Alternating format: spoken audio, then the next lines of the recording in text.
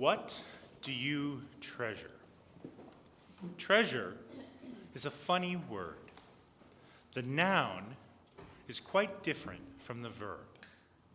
A pile of treasure is just that, a mound of stuff, baubles and trinkets and glittering things. Pirates bury their treasure.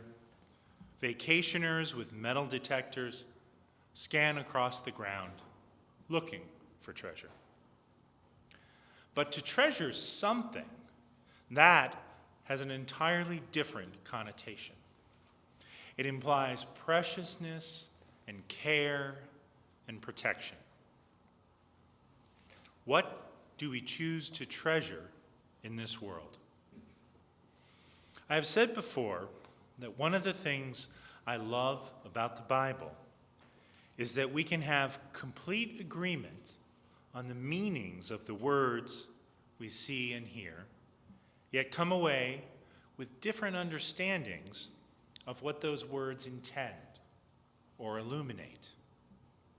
Take the story from Mark today, often called the widow's mite, because our translation of her donation as 2 copper coins is often imprecisely translated as a mite, which was a very small unit of currency in 16th century England, but definitely not in 1st century Judea. Jesus was watching people put money in the donation box, and he saw lots of people putting large amounts of money in the box. But then he saw the poor widow put this small amount of money in the box, assumably all that she had, and said, "Truly I tell you, this poor widow has put in more than all those who are contributing to the treasury. For all of them have contributed out of their abundance, but she out of her poverty has put in everything she had, all she had to live on." A lot of people will hear that passage and think, Jesus is telling us to give everything that we can, or even all that we have. Or they may hear it and think he is pointing out the inequity of her poverty. But I read this and thought of something else. I thought about what we choose to treasure. I hear Jesus commending her for not worrying about the fact that she's putting the last of her money in the donation box. She would have known the story of that other widow from the first book of Kings that we also heard about today. That earlier widow was also poor. She and her son were expecting to die of starvation. She despaired of giving Elijah the last of her meal and oil to eat. But he said, "The jar of meal will not be emptied, and the jug of oil will not fail until the day that the Lord sends rain on the earth." Elijah was telling her to stop worrying about where the food will come from, to let go of that fear, and to trust in God to provide. Our widow in the book of Mark would have grown up knowing those verses. I hear the gospel and I hear Jesus renewing that point about choosing the right things to treasure. I am a worrier. It is in my nature to worry about things, to imagine the worst case situation and prepare a plan for that situation. If it goes as badly as I feared, I'm prepared. If things turn out better than I suspected, I can be pleasantly surprised. This has been a year of having many of my fears realized.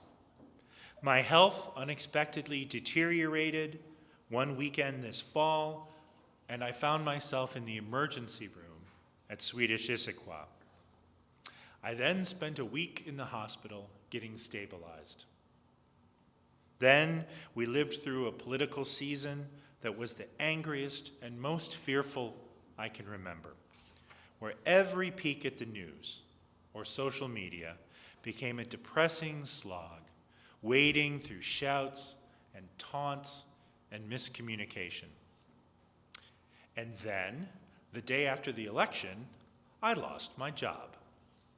My company decided to reorganize my business unit, and come December, my services will no longer be needed. I will not say this process has been pleasant, but it has helped me understand what I treasure. Most surprising is that I don't treasure my health. I would certainly like to live another 30 or 40 years, but I don't need to. In the hospital, there were a few days there that we didn't know how things were going to turn out, and it astonished me to find out that I was at peace with whatever the outcome was going to be. But what did I treasure? That Tracy sat by my side into the wee hours until they moved me out of the emergency room. That the mayor stopped by twice. That my friend Kevin brought over his Ticket to Ride board game. He let me win, I think. That my daughter flew home from New York to support her dad. I treasured being held tight by the wonderful community in which I live. With the election, I also found myself at peace with however it would turn out. Not because I didn't care, but because I had reached out to as many people as I could in a spirit of respect and hope. Beyond that, we have to listen to Psalm 146, when it says, "Put not your trust in rulers, nor in any child on earth, for there is no help in them." I treasured the optimism that I carried, that I still carry, like a small candle flame in my heart, telling me that people are fundamentally good and that the way forward is to treat them so. As for work, I am like that widow putting her last coins in the collection box. I am at peace with the fact that I am entering an uncertain time, but that the Lord will abide in me across the upcoming challenges. And I treasure the support I've received from my family. The day I was laid off, my 23-year-old son, Aiden, cooked me my absolute favorite meal, Cajun jambalaya, and I gleefully allowed myself for that one day to not count the sodium that my cardiologist admonished me to limit. It's about what you treasure and what you do not. I'm going to let these challenges exist in my life, but live like the widow in the gospel. I'm not going to give in to worry.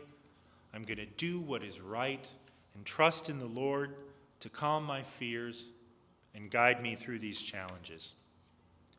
Christ, having been offered once to bear the sins of many, will appear a second time, not to deal with sin, but to save those who are eagerly waiting for him. By the way, one of the things to treasure, knowledge. Knowledge is something that can never be taken away from you by king or constable or taxman. The word that was translated in the 16th century as a mite was, in the original Greek, a lepton. A lepton was a small copper coin and a very small unit of currency. When physicists in the 20th century wanted to coin a new scientific term, coin, get it? They chose the term lepton. Scientists now believe that leptons form the building blocks of electrons and neutrinos and larger subatomic particles. And that is a piece of information that I treasure. What do you treasure and what do you not treasure? And if you don't treasure, what does that mean in your life? Amen.